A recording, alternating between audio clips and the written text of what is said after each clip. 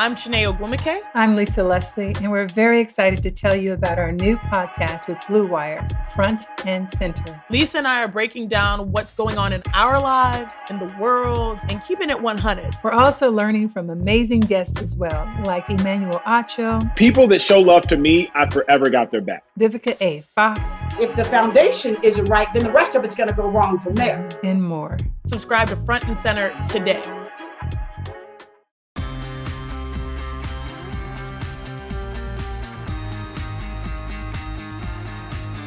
Hello, everyone, and welcome to another episode of the Hardwood Knocks podcast. This is Adam Frommel here with my fabulous co-host, Dan Favali, and we have an exciting episode for you today that's going to kick off with some talk about the biggest names who have found themselves in trade rumors during this early stage of the NBA offseason. That's Bradley Beal, Victor Oladipo, Jrue Holiday, and Chris Paul. We're going to transition from that into a mailbag as we answer questions that you have submitted to us on the NBA Math Twitter account.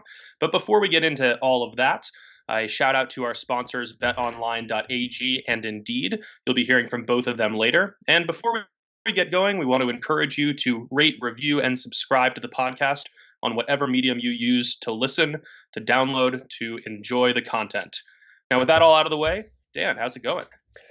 I'm doing well over here relative to the world crumbling around us as we anxiously wait on pins and needles for the election results. But no complaints beyond that. Everyone can complain about that, and there are people who will be far more impacted by the results than I. But fingers crossed for who will, probably by the time this is published, hopefully have been announced as the winner. Yeah, I was going to say, I hope that this intro is outdated by the time it goes live. That would be great. Yeah, and if it's not, damn. That's all I can say. Fair, yeah.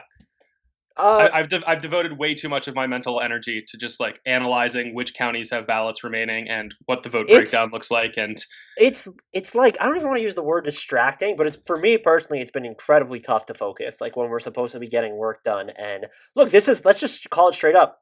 The election is the reason we only have one podcast this week. It's the reason that podcast is coming at the end of the week. It was going to come just before it, but we had a cancellation for a guest that was coming on. It's just been something that's on everyone's minds, and it's impossible not to follow if you care about humanity at all. It's just, I can't look away, and I want to, and you can call it doom scrolling, you can call it an inundation or an overflow of information, which isn't necessarily helpful because of how reactionary the takes then are. Look, you remember election night where the people were reacting to the betting markets, and then they wake up to like different results altogether. There was you talked to this about me. It's not something I'd really read up on until after it happened, but the red mirage that was going on. So it's just, it is exhausting, and it's definitely, there's going to be rage and mind fatigue more so for people who are not you and I. And so I really feel for them. But hopefully, like you said, that this intro will be outdated by the time the podcast drops. How have you been holding up though? I'm emotionally exhausted. I had a lot of emotional capital in this one. I worked as a precinct leader in Colorado for the Biden-Harris campaign, and made a lot of get out the vote efforts and calling voters in the area and all that. So I'm ready to see the results. It paid off in Colorado, and we're waiting. But yeah, I'm just drained. I'm ready to just feel 20 pounds lighter when the results are announced.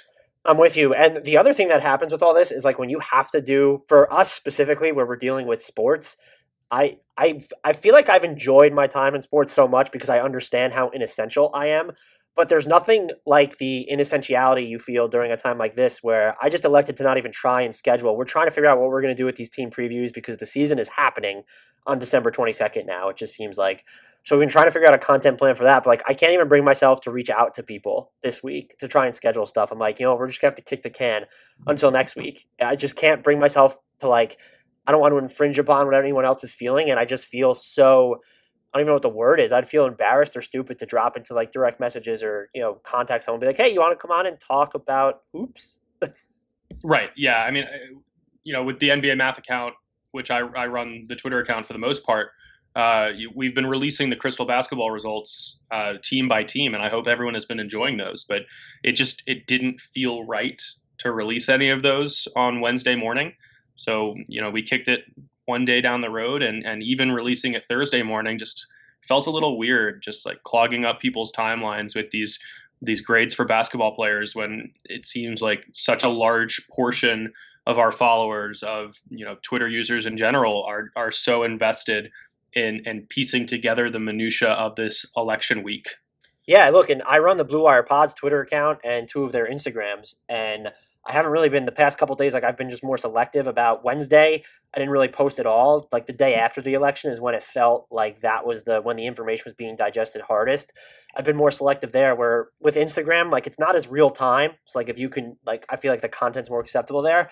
I do, however, also think it's important. Like, distractions are good, like, to take your mind off of it if you want to. We're not trying to force it down anyone's throat, but I think talking hoops is cathartic for me. I've been on a couple podcasts and radio stations this week. So this podcast is for anyone who needs that distraction or just wants to listen to it, a few days down the line, because we have some hot button questions to get to. And obviously everyone wants to talk about trade candidates. It's one of, for me, among the most entertaining parts of the NBA. Like, fuck the NFL trade deadline. That is boring. Every year I say the same thing.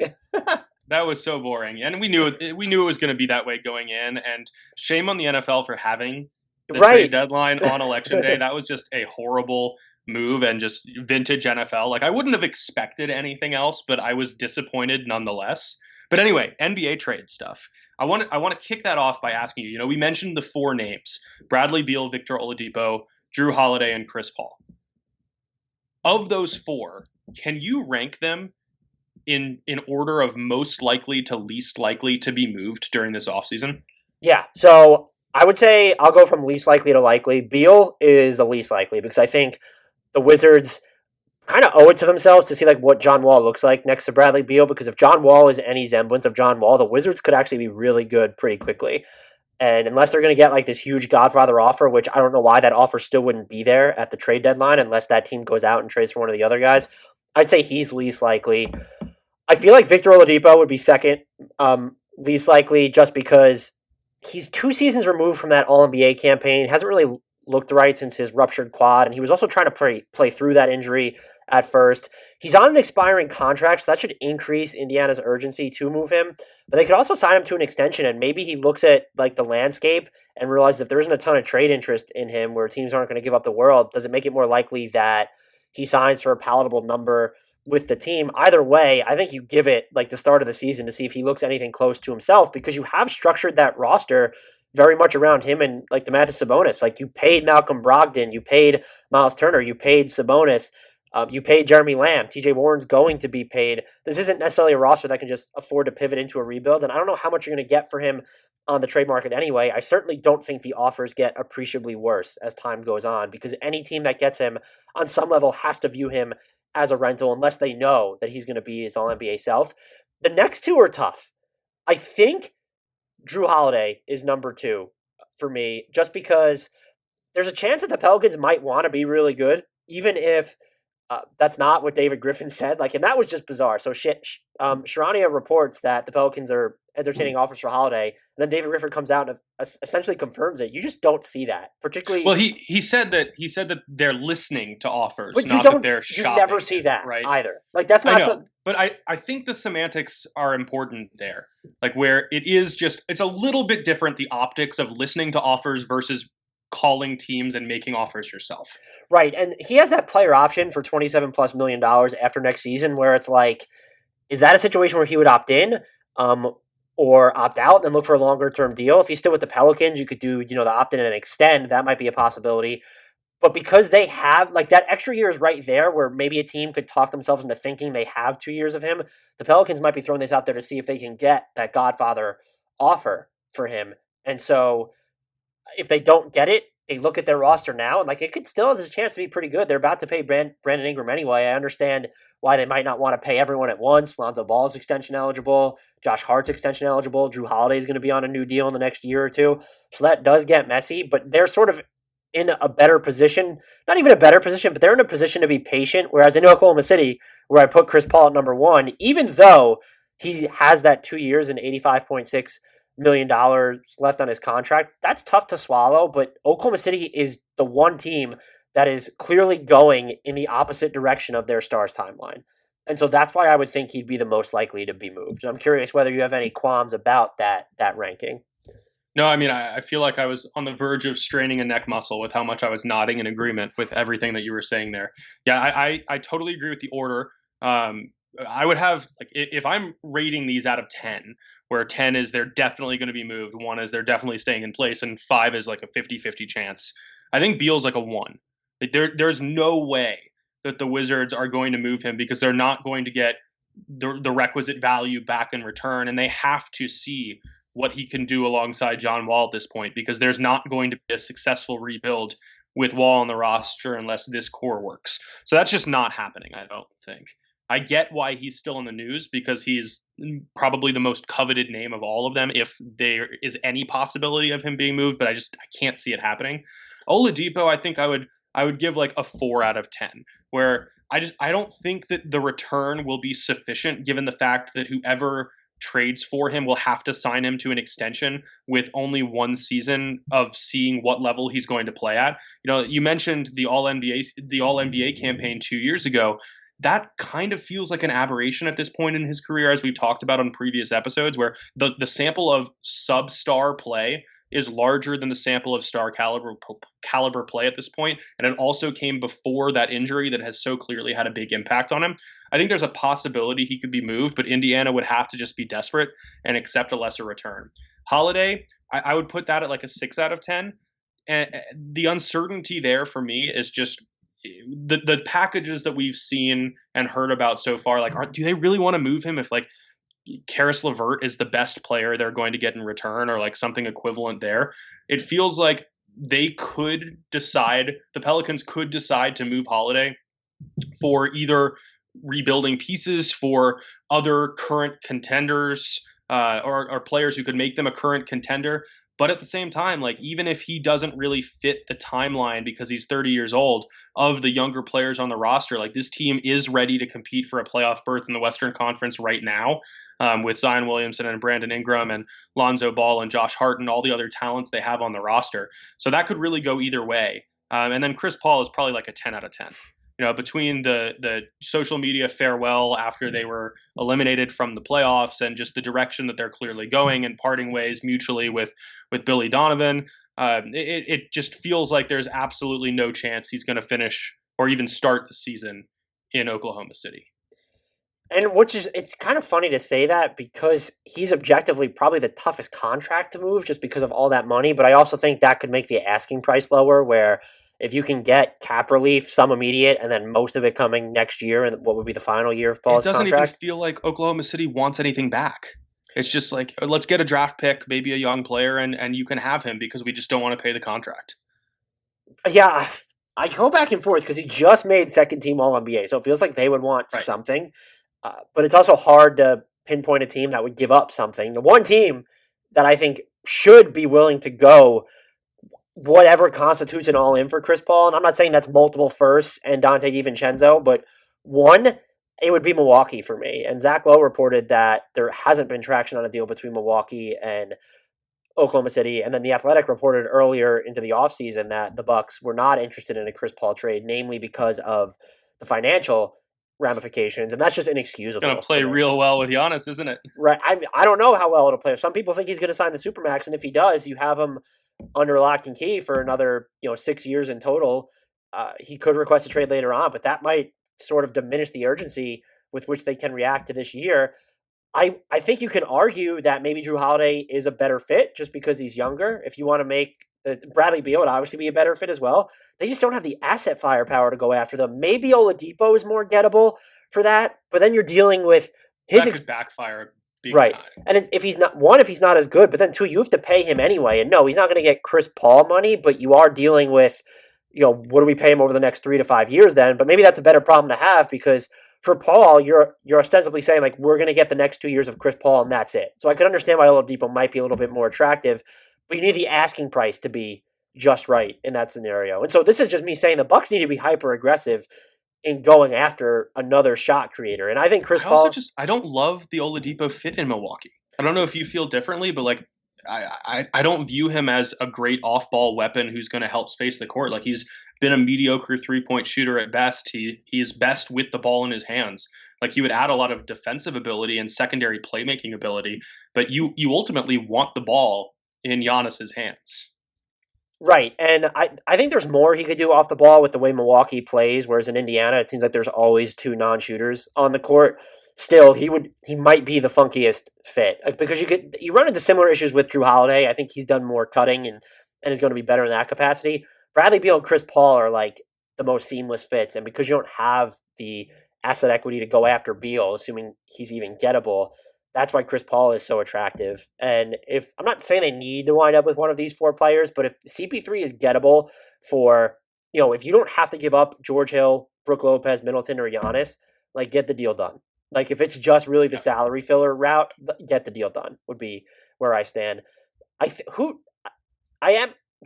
We already ranked it like most likely, at least like who aside from Beal gets the biggest return though? Is it Jrue Holiday? Like that's the player that's going to command the biggest return on this market, not Beal? I think so.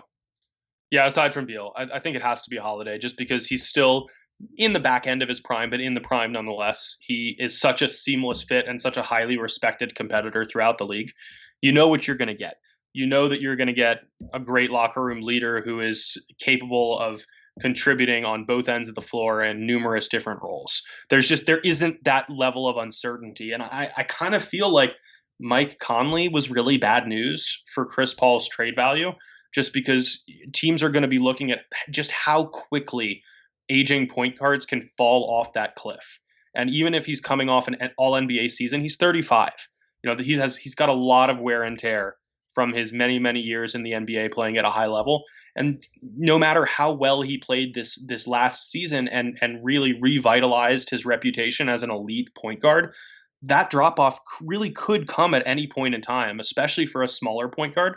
I'm not saying that it will, just that nagging thought is going to be in the back of minds, coupled with the exorbitant salary that he's set to receive for the next 2 years.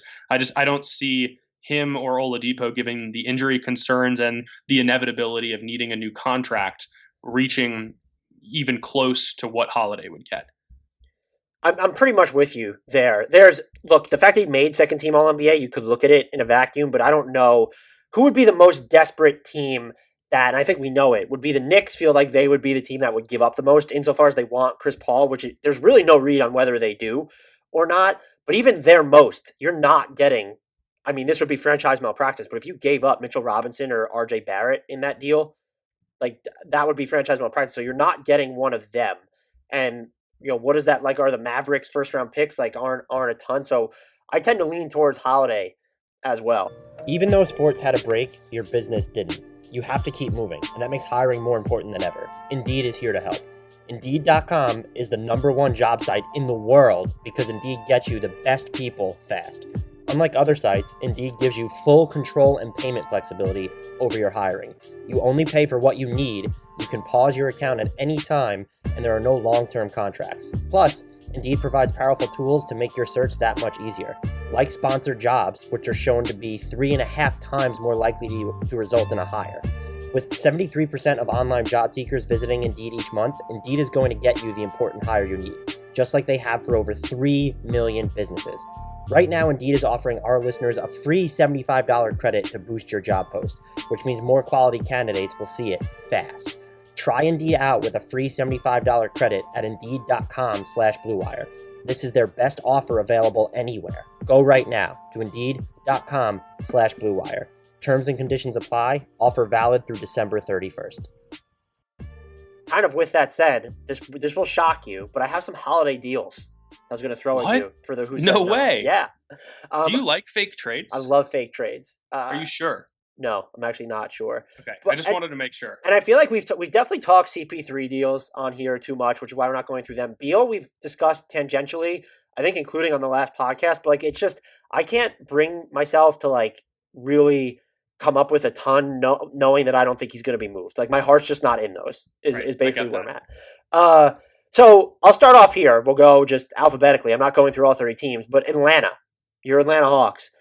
Now, number 6 is not enough to get Jrue Holiday to me, but if you were going to go give up one of your wings, my problem there then is I think that New Orleans needs to take back some more salary so that the Hawks aren't eating then into so much of their cap space.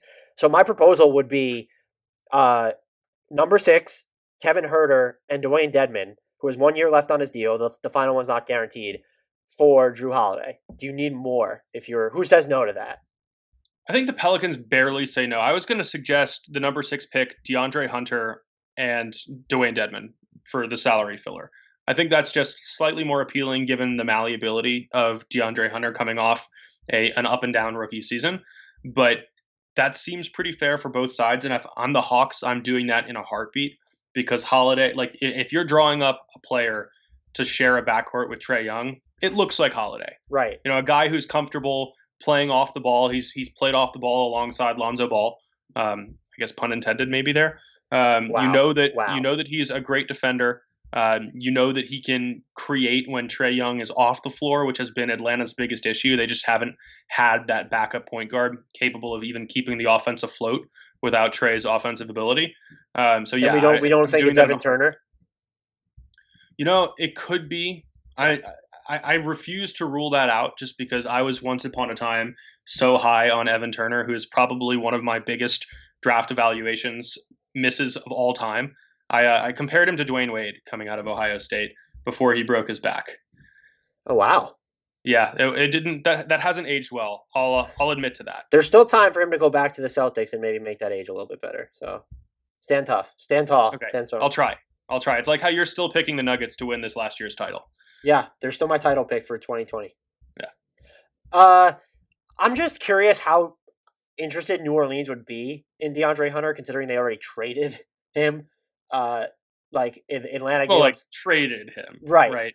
So I can't see the air quotes if you're listening, but they're there. If I were them, I would prefer Herter, who's more plug and play on offense to me, and can probably he's shown he can do some stuff off the dribble, or I prefer Cam Reddish. Yeah, I was going to say, they'd probably come back with the counter of asking for Reddish, and if you're Atlanta, you still do it. You still do it for Cam Reddish? Yeah, I think you still do. Just there are already reports that Atlanta is looking to shop the number 6 pick for a veteran. Holiday fits perfectly. As good as Reddish looked over the last 20 or so games of his rookie season, yeah, you make that move. What if it's like a version of a future first round pick? Like, say this is happening after the draft. Would you give up a 2021 draft pick for Jrue Holiday with your number 6 pick this year? And if you are, what type of protections would you need to put on it if you're Atlanta? Yeah, I think you still do just because of the Holiday fit, but you're probably putting a top 20 or lottery protection on it. I would say that maybe if I'm New Orleans, I would prefer one of the prospects then if they're only going to do lottery protected. I don't think if you're Atlanta though, you can justify doing more than loosely. You can't be looser than top 7 or 8 protection just because of how ballyhooed the draft class is, but also you need to safeguard yourself against disaster just in case you don't make the playoffs. Look, and ultimately we've seen this so many times now where if you have a marquee young star, and to be clear, Trae Young is a marquee young star, you have to win soon. Or else, in this era of player empowerment and respect to the players for creating this era of player empowerment, you've got to win, or else they're going to ask for a trade, and they're within their rights to do so. Yeah, I mean, their urgency, I would say, is not as high just because he's not even off his rookie scale deal yet. So you don't want to do anything that could short circuit yourself long term, particularly with this free agency class. But Jrue Holiday doesn't fall into that. I guess you could be reticent about paying his next deal. But if you could get Jrue Holiday, let's say it's whatever it is, whether he's opting in and extending or if it's just a full-blown re-signing, if you could get him, if it costs you a little over $100 million for the next 4 years of his career, I think I'm okay with it. And look, because he wouldn't have to carry so much of the burden on offense, you can bank on his off-ball defense probably being a lot better in Atlanta. And then he's always just been great on the ball. And so like you said, if you could build a player in a lab that would play next to Trae Young in the backcourt, it would look a lot like Jrue Holiday. Maybe he'd be a little bit taller.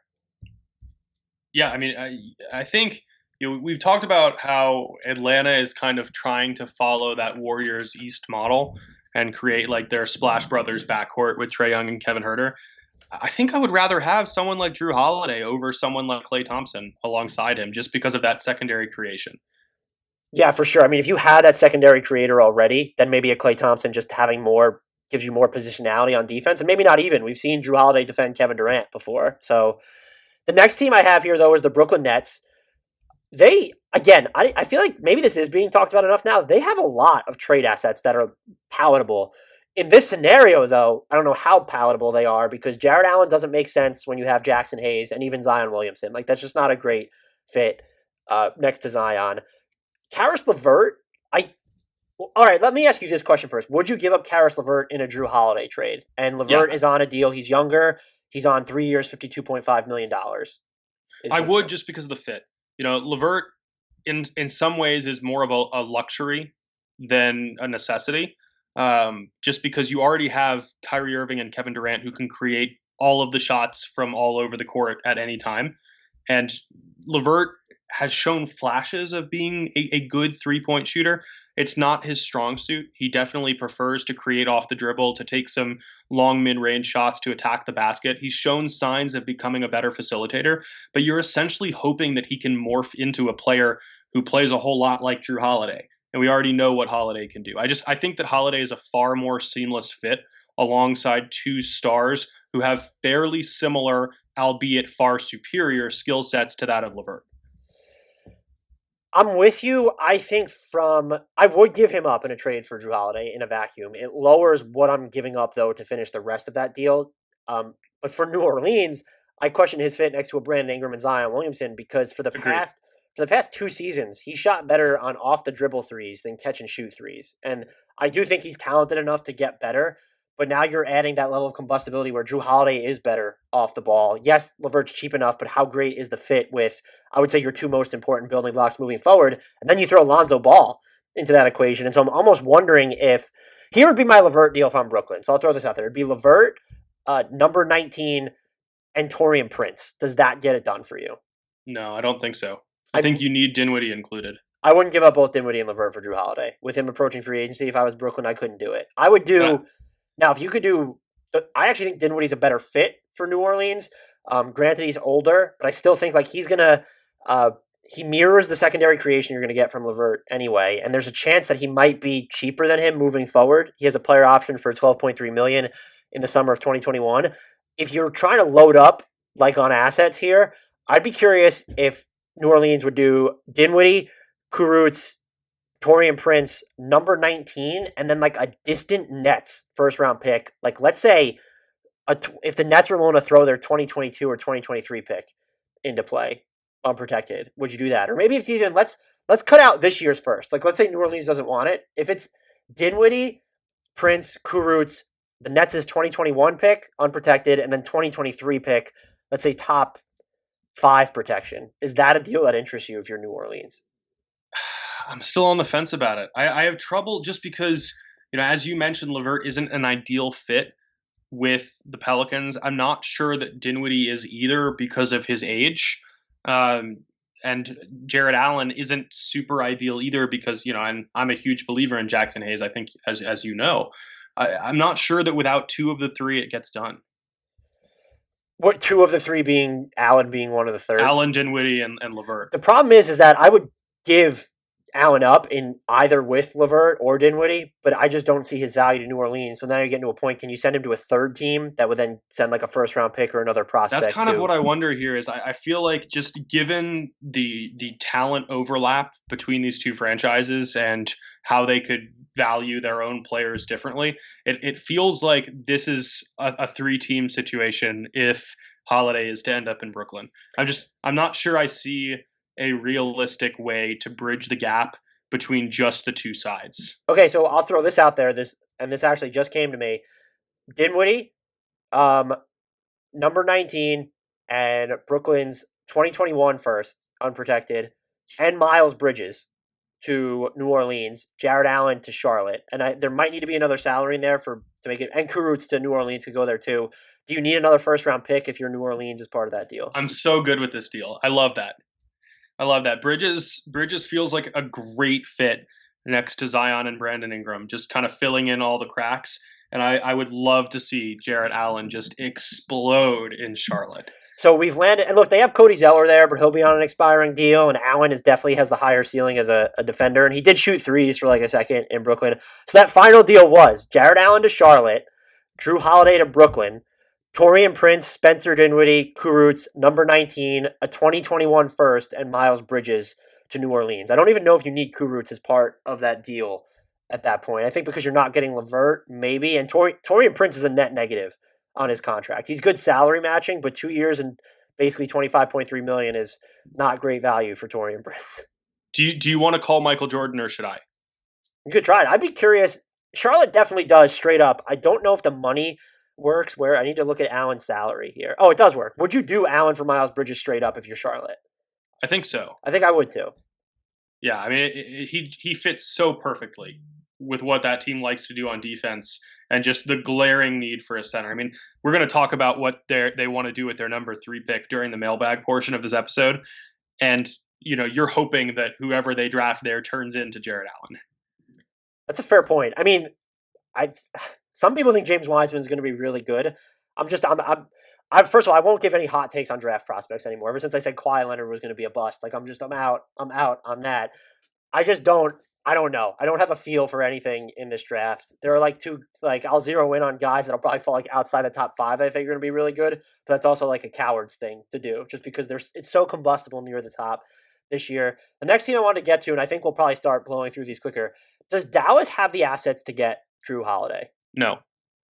You don't think they have Hardaway's expiring deal, and if you included pick number 18 and you have Jalen Brunson?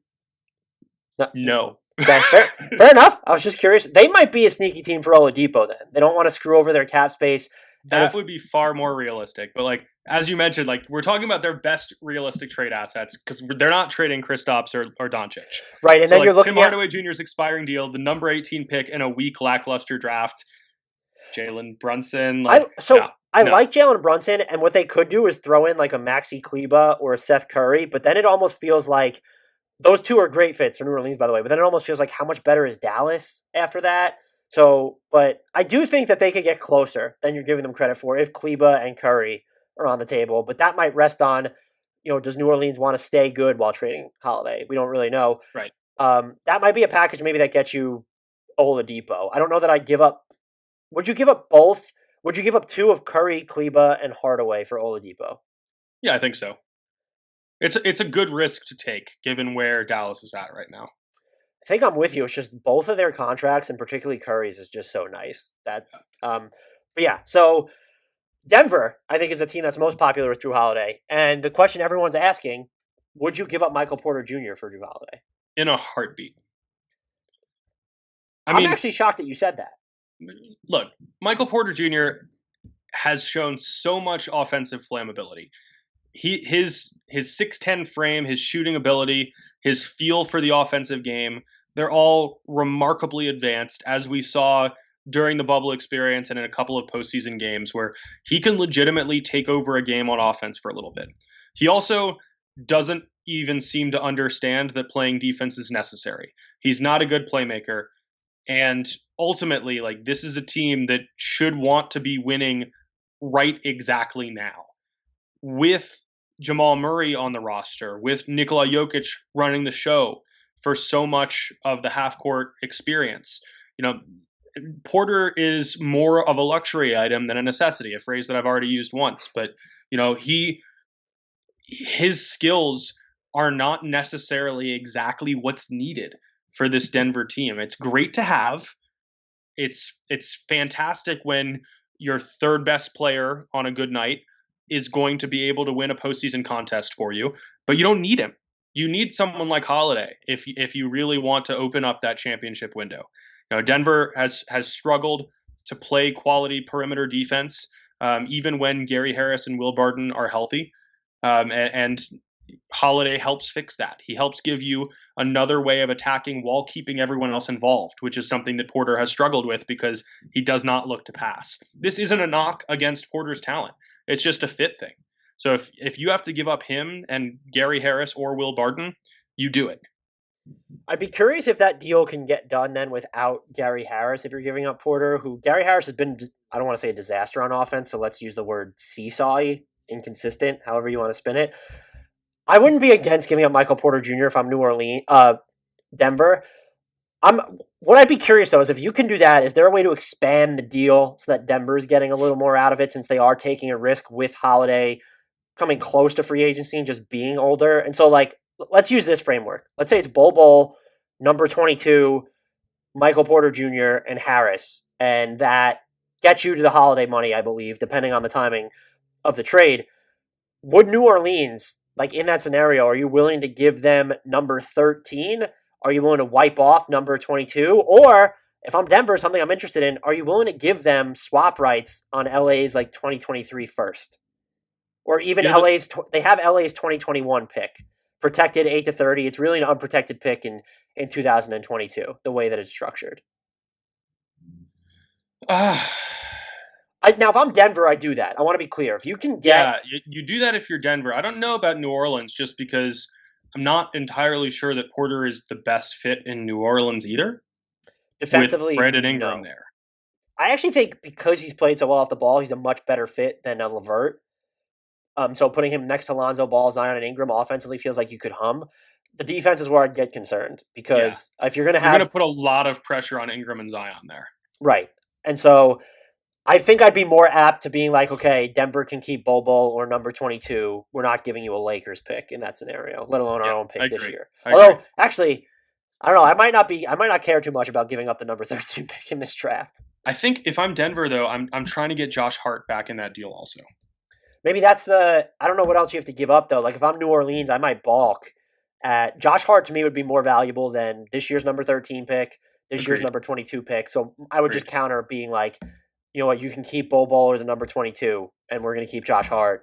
I don't know what else Denver would have to, like, if you threw in, maybe if Denver threw in a distant first, so like you're moving into advance where we're talking, 20, let's say they're moving their pick after this year's draft to get around the Stepien rule for them. Do you give up a 2021 pick or a 2022 pick to get Josh Hart while you're giving up Michael Porter Jr.? I don't know. The wait is finally over. Football is back.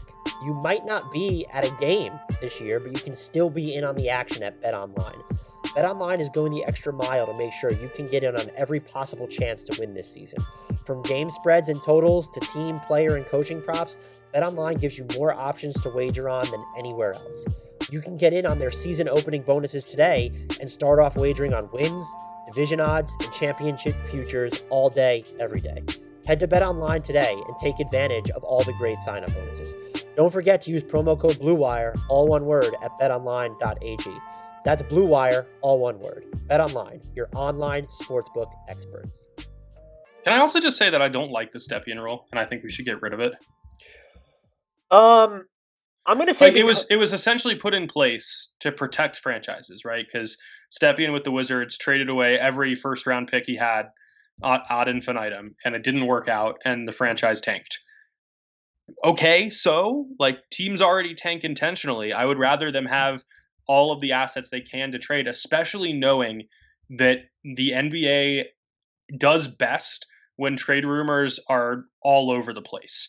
And if you allow more teams to have more high-level assets to trade and to get involved in trade discussions, I think that benefits the league. And like, okay, like a team bottoms out because it's poorly managed. Who gives a shit? Like it did it to itself. It can recover down the road. It can make changes to the front office and avoid similar situations. Like I feel like that's just too much policing from the league, and I'm going to stop because I feel like Jeff Van Gundy right now. If you're going to get rid of the Stepien rule, I think you have to then make a more finite window of how far out you can trade a draft pick. Like maybe it's 5 years or something, because I think where you run into problems is there are enough ways around the Stepien rule that I actually don't really think that it prevents teams from. I mean, let's just look at the Rockets, basically under Daryl Morey. So it doesn't really prevent you from trading consecutive firsts. It's just really all about timing with it. And I would be what you could But it does. Because like if somebody really wants to get Jrue Holiday right now, they can't offer 2 back-to-back first-round picks, even though that would be really appealing. But so the misses then, though, you get to a point where like now you've given up those assets and you don't have the way to improve, whereas, this might force just a little more patience. Like I said, I wouldn't be against it, and I get to your point where maybe rumors run more wild then, but then you also get to a point where there are going to be certain teams that trade away so many assets, they hamstring themselves. Whereas, it's even now, what the Stepien rule does, too, is discourage teams from trading too far out because you want to have the flexibility to work with the timing. So if you give up, like the Lakers have, like that 2022 pick, that's basically what it is.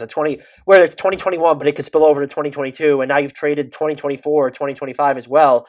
it makes it harder for you to complete moves. And I feel like that those situations are prevented by the Stepien rule. You give more teams bites at the trade apple with it being implemented. And I totally get that, but I guess it's the same rule that in like fantasy leagues, I hate trade vetoes unless there's obvious collusion going on.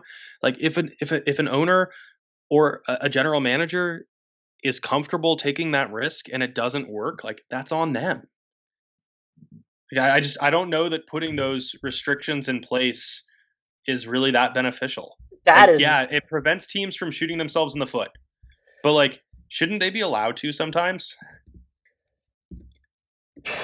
That's a very callous way of looking at it. I'm not as opposed to the Stepien rule just because teams get around it anyway. And I think that's actually better for transaction volume, because at some point then I feel like you're going to have teams run out of first round picks to trade. I think it's better for transaction volume. I think it's worse for transaction possibilities. Okay. And I think that the NBA should care more about the discussions about trades and the actual number of trades that happen, because the NBA has developed into this 24/7 365 league, not because there are games happening at all times, but because there is a large swath of fans who care more about the offseason and about the drama and about the potential moves than the actual on-court play.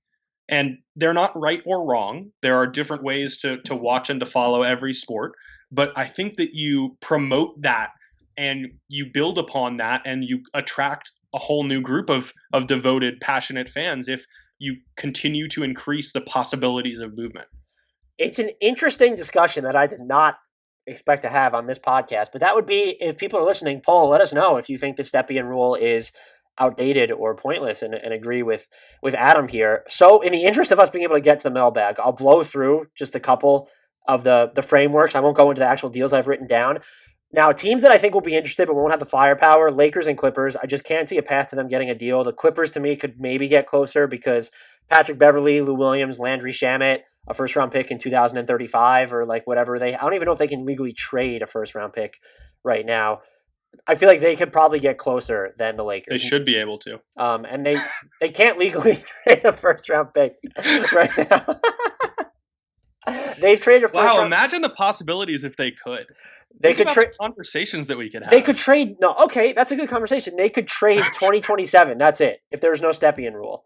Well, that's actually not true because they could trade back-to-backs. You're right. Still, anyway, I think they now, can get. Now we would like to poll people on their support for the Stepien rule. Yeah, Clippers fans, how do you feel about the Stepien rule? I don't think either one of them could get close. The Clippers could still get closer to me, even with the absence of an actual concrete first to trade. The Lakers have Kuzma in this year's first if they could dangle, really, in salary filler. I don't really know how they get there. Miami's interesting, but I think they only come. I don't think you give up Tyler Hero in such a deal, and two, I think they only get involved, and we're talking about Duncan Robinson and then probably a distant first as the framework. I think that's only a possibility if Giannis signs his supermax. Yeah, they're too far into the prioritization of 2021 cap space unless the primary prize is already off the market. I don't think Philly can get there. He's also not a fantastic off-ball fit, even though I think he brings ball handling, which they could certainly use. But even just, you can't trade Harris or Horford as part of that deal, and then Josh Richardson, and you could step ladder yourself to the salary filler, but how many firsts is that going to take from there? So I would write them off. I would love to see him in Toronto, but they're not giving up OG Anunoby in that deal, and their salary filler is also weird because you're not going to want to give away Kyle Lowry, and you're definitely not trading Ciacom. The two teams that I would be interested in, and it's both built around draft picks, if you're the Warriors, are you giving up number 2 for Jrue Holiday? In a heartbeat.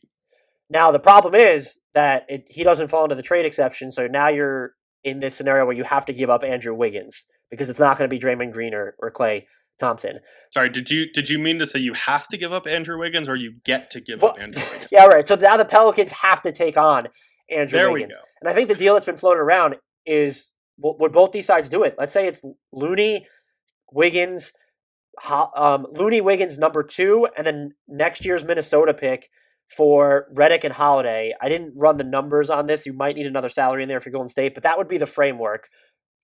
Which team is doing that? Are both of them doing that? Or I think both of them are doing that. Yeah, I mean, Golden State can afford to lose a deal and still win, if that makes sense. Like they're giving up more talent, more assets in a trade because their window is exactly now. Right. Like, you don't know how Draymond Green in particular is going to continue to age. He did not look like the Draymond Green of the dynastic Golden State Warriors during this past season. Maybe that was just due to a lack of motivation on a team that was clearly going nowhere. But like, you need to win right now. And look, by the way, if you trade the number 2 pick as an actual salary, you can do number 2, next year's Minnesota pick, plus Wiggins will get you both Holiday and Redick. Now, if New Orleans said, look, you're now paying Andrew Wiggins and Brandon Ingram, who are not the best of fits together, max money for Andrew Wiggins has 3 years left on his deal, I'm probably asking for Golden State's 2021 pick in that scenario. Are you doing that then, where now we're amounting to 3 first-round picks plus Andrew Wiggins for Jrue Holiday and JJ Redick, both of whom could be free agents in 2021? I think that's where it starts to sow some doubt in Golden State's mind. I can still justify doing it, I think, especially just knowing that if all goes according to plan, which you have to believe that it will if you're making this move, you're looking at the 28 pick, the 29 pick, the 30 pick, and it's not really a first rounder. I think I'm with you there. I still don't know. I feel like I hate it for both sides when Warriors are giving up both picks and the Pelicans are getting back Andrew Wiggins. And that's why there just might not be a fit there. My final one, the Timberwolves. You can use, if you want to use the number 1 pick as a salary, and we're trying to go bare bones here, you could go James Johnson and number 1 for Jrue Holiday. You go James Johnson, Jake Layman, and number 1 for Jrue Holiday if you want to complete it on the draft. My questions to you are twofold. Are you doing that if you're the Timberwolves, where you're giving up the number 1 pick for Jrue Holiday, knowing he could be, you're going to have to re-sign him either, in 1 summer from now or 2. I say summer, 1 off season from now or 2. And then the second question would be, are you doing this deal if you're New Orleans, or because of the uncertainty at the top of the draft and where you're thinking James Wiseman next to Zion, does that work? LaMelo Ball next to Lonzo Ball, does that make sense? Do you need another first? Do you need a Josh Okogie in this to make the deal? LeVar Ball is doing that deal immediately, to be clear. I don't know if he wants both his sons in New Orleans. I'm not sure. I'd be curious. That's not a diss against New Orleans. I think he wants them both in New York or Los Angeles or Chicago or some stuff. Or next to Zion, where they're going to continue to get national attention all the time. All right, well to answer your question, I think Okogie is needed, or Jarrett Culver, or another pick. I think you would have to go with if I'm the Timberwolves, you'd have to. I can't trade another first-round pick that far out. If I'm them, I would insist upon. Would you give up Culver and number 1 if it meant getting back Jrue Holiday? Yeah, I would. Wow. And in some ways, okay, this is going to sound weird, but I think in some ways, the second and third pick in this draft might be more valuable than the number 1 pick, even if you don't get to control who you're taking because a prospect or 2 is already off the board. There's so much uncertainty in this class that paying them marginally less on that rookie scale might matter. Yeah, what would be funny is if the Pelicans did what they essentially did with the Lakers pick last year. So they acquire number 4, but then they flipped that. Did they turn around and then trade down with the number 1 pick again? That might be something that they could explore. Absolutely. Are you ready to get to some of these mailbag questions? We commandeered this podcast on our behalf, but we will trundle along through these mailbag questions because we have a bunch of good ones. Uno Mas asks, Giannis three-peat MVP? Voter fatigue is going to set in. Voter fatigue is going to set in for sure. I'm going to say no, just because I think at this point the narrative, which is always important in MVP voting for better or for worse, is that Giannis was the best player in the regular season for the last 2 years and failed to live up to those standards during the playoffs. So unless he does something remarkably unprecedented during the 2020-2021 regular season, the juice will not be there for him to get the necessary votes. I'm going to pick Doncic right now.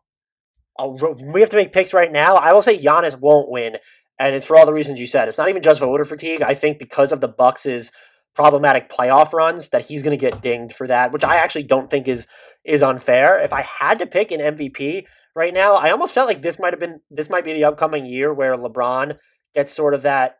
Does he necessarily deserve it? And you could always argue in favor of him, but it's like that career achievement award where what he just did in the playoffs. I don't think he's going to ultimately play enough games.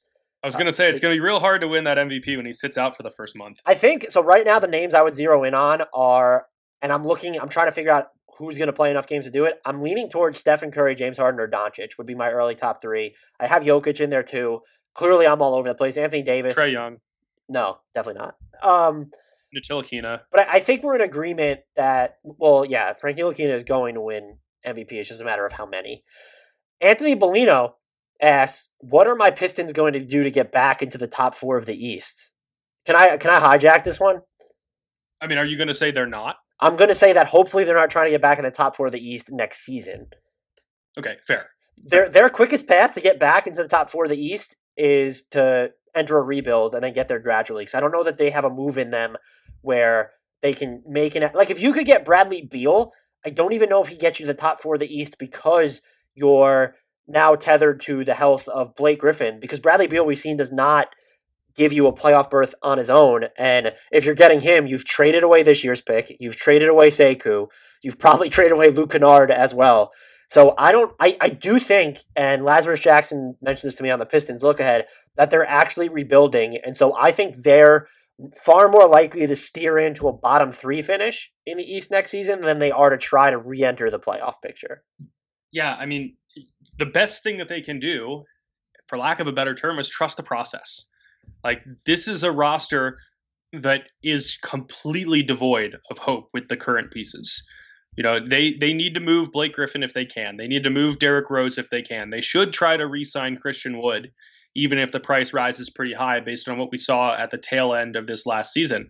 But beyond that, like, there is not a great long-term player on this roster, and we even have questions about Christian Wood because of the lack of sample size.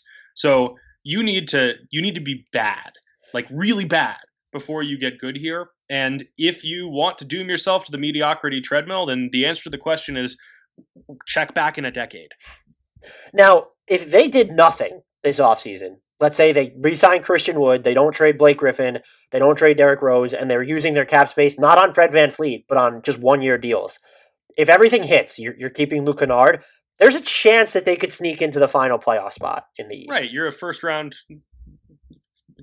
going to be a first-round exit there. Right, and so I think they're in this weird position where they actively need to deconstruct some of their roster if they want to get, like, legitimately bad, unless you're just not going to play Blake Griffin if he's healthy, because, look, the last time Blake Griffin was healthy, he made an All-NBA team. I'm not saying that's going to happen again, but if he is healthy, your team's going to be not terrible. I have nothing against the Pistons as an organization or their fans, but they are in the absolute worst possible spot to be in the NBA right now, where with their current pieces, they're going to be good enough to convince themselves that they can get into the playoffs, but that's their ceiling. Yeah, I think you could argue between them, Charlotte, and the Knicks being in the worst long-term position in the NBA. And I would like to amend that statement. Like, I think that the title or failure conversation that we so often have is a little bit corrosive and less than ideal. So if the Pistons really do want to compete for a playoff spot and their fans get to be excited about being in the playoffs, power to them. That's not necessarily a bad thing. But through the lens of wanting to be a top 4 team or a championship contender, they are in the worst possible spot. Next question comes from longtime listener Miroslav Shuk. Asks, how many All-Stars will change teams before the season starts? Let's set up. I'm going to give you an over-under on this. 3.5. Under. Really? Yeah. What? I think two of those. So we're talking about this past year's All-Stars, right? No. I think players that you can envision making an All-Star appearance. Okay, so Chris Paul. Chris Paul is the obvious one. I would say one of Jrue Holiday or Oladipo. So that feels like 2. So that's 2. Where's your third name? Like, Aaron Gordon doesn't qualify. What about Gordon Hayward? Is he really, like, still an All-Star? Or, I mean, that was his All-Star appearances were a while ago at this point. What about maybe DeMar DeRozan? That's a good one. Or LaMarcus Aldridge. Or both. LaMarcus Aldridge. Brandon Ingram's not moving. Anthony Davis isn't moving. And beyond that, there are no All-Stars in this free agency class. So you're stuck on trades here. Well, okay, so would you... So I have a few names to then throw out at you. Would you consider Al Horford or Tobias Harris of that ilk at all? Not anymore. Feels like a little bit low on Tobias Harris, but I think also fair enough. He wasn't an all-star beforehand. Yeah, he's never been an all-star. He did nearly come close in the West, though. Like, that was an all-star caliber season he was having before a trade deadline. Yeah, he had one fantastic year, or fantastic half year. Wow. Just really, Mike Conley in a CP3 for a Conley swap. I don't think he's going anywhere, so that's probably moot. I don't think Portland's going to end up trading McCollum. Maybe 3.5. I'm going to be optimistic. That was aggressive. The line should have been 2.5. I would take the over on both, because if we're including DeMar DeRozan and LaMarcus Aldridge, I'm going to be optimistic about transaction. I can't see the Spurs in what could be Popovich's final season trading their best players. What about, wouldn't a Sabonis or a Miles Turner fall under this too? Sabonis would. I'm not sure about Miles Turner. I like Miles Turner longer term than Sabonis, so maybe that's in my own head. So let's go 2.5. Or do you want to say 3 so that there could be a push? We'll split the difference. I'm still going to go with 2. All right, so we'll take 2. I don't think we're going to see a lot of movement this year. All right, 2.5. I'm taking the over. Adam's taking the under. Circle back for your actualies people, because they will be present when the time is right. I can't believe you're taking the under on 2.5 when we just said probably 2 of Oladipo, Holiday, and CP3 get moved. I just don't see any others. Man, you're a hater. This comes from the official Aaron Baines fan club Twitter account. What does Aaron Baines need to do next season to become the career leader in both value over replacement player VORP or box plus minus BPM? Just keep being Aaron Baines. That was actually a response. ATG34 said, just be himself. He is the greatest player in the league. Damn, I just exposed my burner, didn't I? That is like a very niche fan base, Aaron Baines. It is. Very popular one too. Very, very vociferous. A serious question though here from Joe Schlomo. Can you guys take over? Can you guys take over national and state polling for 2022 and 2024? I mean, I'm game if you are. I'm not, because that is a miserable job. I mean, the pollsters, the leading pollsters out there have done everything they can to account for the failures of 2016 polling by weighing different demographics differently and trying to adjust and trying to find the shy voters out there and everything. It's an impossible job, and it's made even more difficult by the dizzying number of American voters who don't understand what probabilities mean, which is a little bit frustrating. But yeah, I mean, Nate Silver talked about this throughout Tuesday night, and I think in part because he was trying to defend the model failing yet again. It's really hard to get polls done in election seasons now, because you try to get 1,000 people and 8 of them respond to you and you don't know if they're lying. It is a thankless and incredibly difficult job. And I feel like a lot of the discussion about politics over the next 4 years is going to be about how we can remedy that, if we even can. I would say we could address polling by banning polling. Would just be where. Look, the other thing, I can't even remember if you mentioned this at the top, would be the people that they're reaching for these polls, and how they're reaching them by phone in the middle of a work day or something. Well, there are various different styles of polling. There's the live caller, there's the landline only, there's the online polling. There are so many different varieties, but none of them are sound. Exit polling is definitely not sound. Yeah, let's ignore that for sure. Nick Conran asks, this is the serious question, what percentage of shots does Ciacom take off a spin move? Now, I'm assuming you didn't research this like I did. I did. You did. Okay. Yeah, it's 82.3%. Okay, so you did not. Whenever you make up a stat, you know that you use 82.3%. 82.3% of the time. So there wasn't anything on actual spin shots broken down in the tracking data. So I looked at his turnaround shots, which in theory, even though those could come from post-ups, he took a lot of those on his spins. So he had 121 of those. If you remove that, or if you just measure that against his share of field goal attempts, which were 1,104, it's 10.9%, closer to 11%. So I'm just going to say he takes close to 11 to 15%. I'm going to throw in, a cushion there of his shots off of spin moves. 82.3. That is not, 82.3 of his shots may not come off spin moves, so maybe you're closer there. I mean, it seemed that way against Boston in particular, where they were just so ready for it, and it felt like he spun directly into an awaiting defender just time after time. He was just a klutz in traffic that series, especially at the end of it. This one comes from Vermilion. What pieces do the Dallas Mavericks need to become title contenders? I would argue against them needing pieces, plural. Yeah, that's kind of where I was going too. Like, I think that you need. I'm not really sure like what they need to add. Are they already title contenders with the roster as currently constructed? I mean, Rick Carlisle on the sideline is going to make sure that you have a high floor from everyone on the roster. Doncic is going to keep getting better. Kristaps, when he was healthy, was phenomenal next to Doncic. Tim Hardaway Jr., Courtney Lee, Seth Curry, you've got the shooters. I mean, what if Dwight Powell had stayed healthy all season? Like, I think that this is a team that's maybe as currently constructed, they're like a fringe title contender if we're being generous. Yeah, I mean, Courtney Lee's not going to be there next year anyway, and I don't know like how much you can count on from like DeLon Wright's a good player, but I don't know if he's actually like the best fit for the Mavericks. I think I've said this before. I think they're like a half a player away from title contention, where I don't think you need to go out and get another star because you could probably still count on Kristaps to play maybe 50 games a season, but you need the in-between player. And if I were them, and this might be unpopular because they're slated to have cap space in 2021, and even to sign Giannis there, they would still need to make like another move to clear salary. If you already need to do that, like try going all in on this offseason. Like, is there a sign and trade to be had for Gallo or Fred VanVleet if you're just interested in someone who's also going to play defense?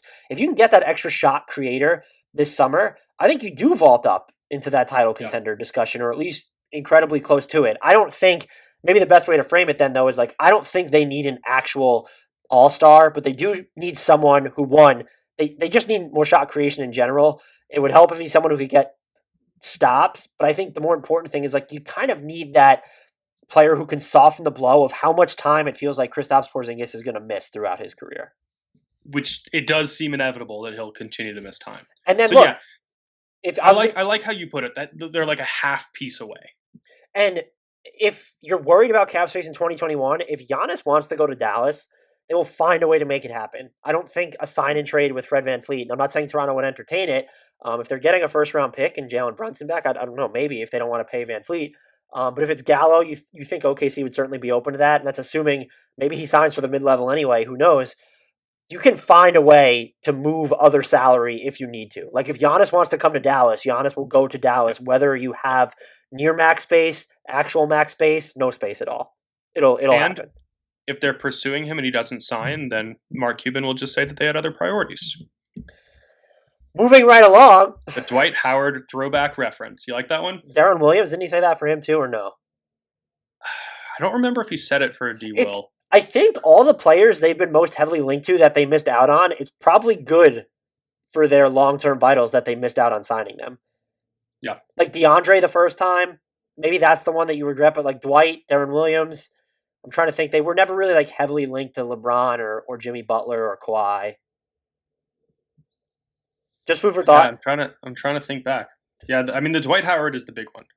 The last question comes from the NBA Chicken. With all the changes off the court for the Sixers, what roster changes could happen to fit the new management along with possible offensive scheme changes? Can I swing at the low-hanging fruit one? Absolutely. They were 5th in mid-range frequency this past season. That is not happening again next season. I don't think Daryl Morey is going to try and have them shoot 53s a game, but you're not going to see that. Almost 34% of their shots came from mid-range. Only the Pacers, Thunder, Warriors, and San Antonio took a higher share of their shots from mid-range. Philly is going to be noticeably lower on that ladder next season. Look, I mean, ultimately, you need more shooters and you need more ball handlers. That's what it comes down to. That's what Philly's obvious weaknesses were this year. And if you're going to continue to roll out Ben Simmons and Joel Embiid, which you should, you need those players because Simmons is not going to shoot, but he is phenomenal at setting up other shooters, which they just didn't have. I think it's as simple as that.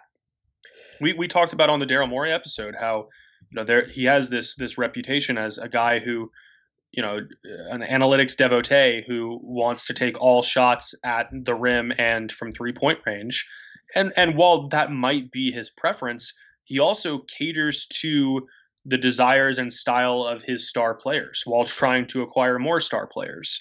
So this roster needs more shooters and needs more ball handlers. They went out and they tried to address that by getting Alec Burks, by making a couple other fringe moves, by elevating Shake Milton into the starting lineup.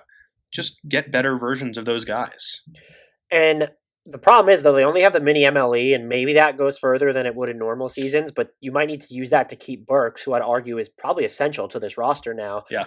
I don't know where the moves are staring them in the face if you're looking for like higher end options. The James Harden deal, if it ever happens, I doubt it happens this season, and you have to assume that Tillman Fertitta would want to do business with the Sixers after Daryl Morey said he wanted to leave to spend time with his family, even though there was probably an element perhaps of him being forced out of Houston, but then ends up with the Sixers 2 weeks later. If that was a more mutual split than the circumstances made it seem, then perhaps. And also, look, Raphael Stone worked with Daryl Morey, so perhaps there's that relationship there.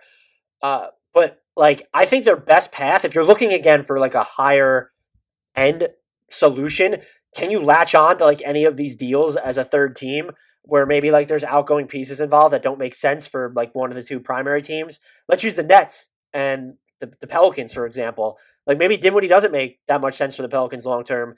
Can Philadelphia involve itself in that deal? He'd be a fantastic fit. Right. The question is then, though, is Brooklyn willing to send him to Philly even as part of a 3-team deal when they play in the same conference? They're ostensibly like jockeying for the same position. And then look, if you're Philly, even if you're going after Dinwiddie, you have to, I don't know if Josh Richardson and then first is enough to get him in a 3rd-team deal. I guess if you're New Orleans, that Josh Richardson's a great fit in New Orleans, doesn't provide a ton of ball handling, but you don't necessarily need that. You just need stoppers. So that's a name that springs to mind, but I don't know, when you have two contending rivals, at least in theory, in the same conference, I don't know how willing they'd be to do each other a solid. Like, yeah, for Philly, Dinwiddie would be great, but you also want to help the Nets get Jrue Holiday. Right. And that does make everything a little bit more tricky. But yeah, I mean, ultimately, I guess I just remain pretty bullish on the 76ers as currently constructed. No, you can't. Come on. I do. I think that they are just one or two moves and better leadership away from figuring things out. Like the Simmons Embiid partnership has had diminishing returns, but they had to diminish from something. Like that pairing now 3 seasons ago was incredible. Those players have only gotten better since then. It's a matter of managing to maximize those talents. We know they made a big mistake by letting Jimmy Butler go, by letting JJ Redick go, and you're not going to find players of that ilk this offseason. But the formula is still there. Here's my issue with that take, is that it's great that they're 1 or 2 moves away, but when you say that as a team that's slated to have basically at least $150 million payroll next season. Right, so right. To get to make those 1 or 2 moves is verging on impossible now. And that's why I feel like they do need something more major than just soldiering on. Maybe I'm wrong. I don't think that major is let's move Simmons or Embiid. That definitely becomes a topic next offseason if this upcoming season ends in disappointment again. But I kind of diverge from the fact that I'm not bullish on this roster at all as currently constructed. Like, they need another higher end ball handler and shooter, and like, you just don't necessarily have, even if you might have the residual asset equity, just looking at first, the contracts that you would have to move, probably Al Horford or Tobias Harris, are just so tough to move that maybe you're looking at a solution of, if it's Buddy Hield, yeah, sure. Like, if that deal is actually doable, the one that's been floated, a Horford for Hield framework, that would be great. I don't know why the Kings would do that. Yeah, I was going to say it would be phenomenal for the Sixers, but like, I don't want to move Tobias Harris. He had the best half season of his career under Doc Rivers. The talent is there. He is theoretically a strong fit next to the incumbent stars. I think he's the biggest reason why I'm still like, yeah, like I can still see this working. I would agree that if you had, look, it probably costs more to get Tobias Harris off your books at this point anyway, so I would move Al Horford first to begin with. However, if your move is them not trading Tobias Harris, like that's not enough to make me bullish on this roster. Well, we'll have to track that. You're staring blankly at me after that. We'll have to track that along with the over under of 2.5. We actually did have one more question that I accidentally skipped over that you were talking about before we started. It comes from Franco Savariar. I apologize if I butchered that pronunciation. Who do you think the Charlotte Hornets should get with the 3rd pick? Are they going to have a choice? Don't they just pick the player that wasn't picked by the 2 teams in front of them? yes, if there is a clear-cut top 3 in this draft, is there? Who? It feels like, we're seeing rumors about LaMelo Ball falling down the board now, and this just feels so volatile. It feels like it could be a year with an Anthony Bennett style surprise number 1 draft pick, as rare as that happens. But yeah, I mean, I think the first place they're going to look is at center, right? Because Cody Zeller is their starting center. He's only under contract for 1 more year. He doesn't have much upside, even if he is a solid player when he's healthy. So I think you're looking at Onyeka Okongwu or James Wiseman. Wiseman to me seems like the better fit there. He offers more upside on the defensive end in particular for that roster, I think.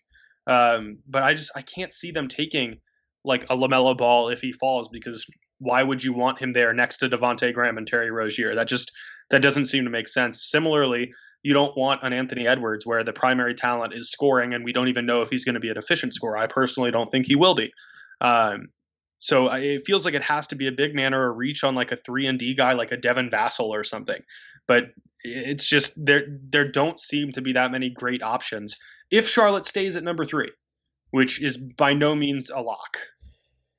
Yeah, so I'm not as against them going the Edwards Ball route, because I think either one of those players, and especially LaMelo Ball, even though I'm not his biggest fan, has a higher upside than anyone else on their roster right now, and that includes a Devontae Graham. So I don't think you could draft based on fit at this point. I know you have Rozier and Devontae Graham. I would take LaMelo Ball anyway. Look, there's a chance all 3 of them could play together. LaMelo Ball is 6'8", so that's not like impossible. I'm not sure how interested I am in them trading down. You have to get something. Like, I don't know who's giving them something to move up to number 3. I'm more curious as, what if they want to remove the guesswork from the equation and move up? Like, what are you willing to give up to go to number 2 or number 3, to where you could, in theory, then, I think Ball or Wiseman are the better fits for them, better long-term prospects for them. So if you're number 2, you ensure yourself of getting one of them. Or if you move up to number 1, you could take your pick, obviously. I just don't know that it's worth it in this draft class. And look, if you want Anthony Edwards, you can just go trade for the older version and get Andrew Wiggins from the Warriors. Wow.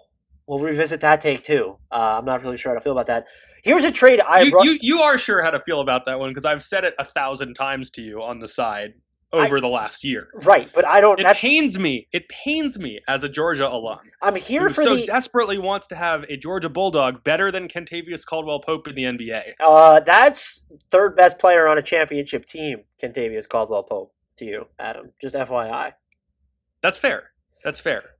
So I had thrown this trade at you, I think a week or 2 ago when we were talking in Slack, and I'm curious how you feel about it now. Let's say they want to move up to number 1. I wouldn't do this trade or some variance of it to move up to number 2. I think everyone's floated number 2 for Miles Bridges and number 3, which I would probably do. Would you do PJ Washington and number 3 for number 1, number 17, Jake Layman, and then a 2022 second coming from the more favorable from Denver or Philadelphia? I'm so out on the top prospects being worth moving up to get that no matter what trade you throw at me right now, if it involves giving up a legitimate asset like PJ Washington or Miles Bridges to move up 1 or 2 spots, I'm not doing it. I think if you view either of the players you're trying to get by moving up as the guy, it's definitely a worthwhile opportunity cost. I wouldn't worry as much about giving up Miles Bridges to take a swing if you could do Miles Bridges and number 3 for number 1 in a heartbeat, to me, that should be done. I know moving up 1 spot might feel a little bit different, but you have PJ Washington and Bridges. There's just a ton of overlap because neither one of them should be defending or playing the 3 to me. So you have some wiggle room there. I'm intrigued far more by PJ Washington, which surprises no one. If you view LaMelo Ball or James Wiseman or even Anthony Edwards as the guy, I do think there's some franchise value in, like, you know what, we're gonna go after it. And if it costs us PJ Washington, but we're getting another first and a second and then a usable player in Jake Layman on the wings, then yeah, we can do it. But I totally understand your trepidation there. I, in a vacuum, wouldn't do it either because I really like PJ Washington. If you replaced him with Miles Bridges, that's where, from Charlotte's perspective, for me, it becomes no-brainer territory. Yeah, I stand by, like, I like LaMelo Ball as a prospect. I don't love him. I don't have that much confidence in James Wiseman or Okongwu or Anthony Edwards, as I've made painfully clear. So yeah, it's just not worth it to me. I'll throw this question at you, and then we'll get out of here. Of the three, who's more likely to drop outside the top three? I think Ball is. You do think it's Ball? I do think it's Ball because I feel like he's a hate him or love him prospect, and I can just see a couple teams being out and then him kind of free falling a little bit. I go back and forth because I'm wondering if it's Anthony Edwards who's left. Is he the one that could drop? Because it feels like Denny Avia has so many like fans out there, and I'm like see, Edwards just checks so many of like the prototypical draft prospect boxes. Like he played in a power conference. He scores. He is remarkably athletic. He just doesn't have a feel for playing basketball. And like, if you believe that can be taught, I'm going to triple down. But you're hedging now too, or like you're playing both sides of the fence because you're like, well, he won't drop past number 3, but he's Andrew Wiggins 2.0. Well, I think that NBA teams convince themselves that they can turn the tools into a convincing player. All right, and especially in this draft, I'm going player over tools. Like I wouldn't take Anthony Edwards in the top 10. Holy shit, that's spicier than I feel like Adam Spinella, a friend of the pod, saying he wouldn't take LaMelo Ball in the lottery. I feel like that's the spicier one. All right, fair enough. So if you were on the board at number 3, Wiseman and Ball are gone, would you take Denny Avia over Anthony Edwards? Yes. Would you take anybody else over Anthony Edwards? I would take Okongwu as well. And those are like your only no-brainer ones where everyone else, it would be at least a discussion, or are you that low with Anthony Edwards that you're like, you know what, no, I'll take Halliburton at number 3 before I take Edwards at number 3? I would probably take Halliburton as well. Wow, I feel like I don't like Anthony Edwards as a prospect. I've watched so many of his games again as a Georgia fan and alum. Like, you know, I so badly wanted him to be good, and I don't see it. You know, like sometimes you just watch a prospect and you're like, he looks lost out there. Like if he doesn't have the ball in his hands, he doesn't understand what he's supposed to do or where he's supposed to go, and just looks uninvolved. The defensive tools just didn't seem to be coming together in any way. And I've been burned by too many like hyper athletic prospects who are athletes and not basketball players at this stage of their career. And I hope he proves me wrong. I really do. But like, sometimes you just watch a prospect and you just don't get it. And that's where I'm at here. That's both fair and coherent, so I'll accept it.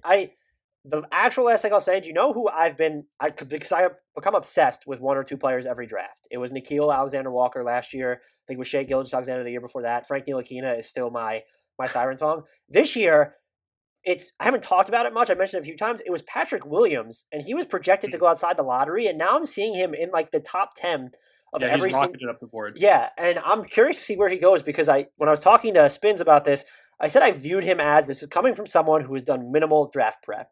Let me say I'm like shin deep, like not even knee deep. I'm shin deep in draft prep. He feels like a slowed down version of Jonathan Isaac who could actually create his own shot and shoot. And that's a fantastic basketball player. He's also the youngest NCAA prospect in the class. That too. So I have no feel for where he's going to go anymore, but it seems like he's now top 10 consensus. And I saw him like mocked as low as like 17 at one point. Yeah. He's definitely rocketed up the boards from everything we've seen. You want to end with my super hot draft take? I don't even know if I can take it. I'm already wearing mittens because I don't want to get burned. My super hot take is I would take Grant Riller over Anthony Edwards. What? Is Grant Riller even an actual prospect? You need to go watch some tape there.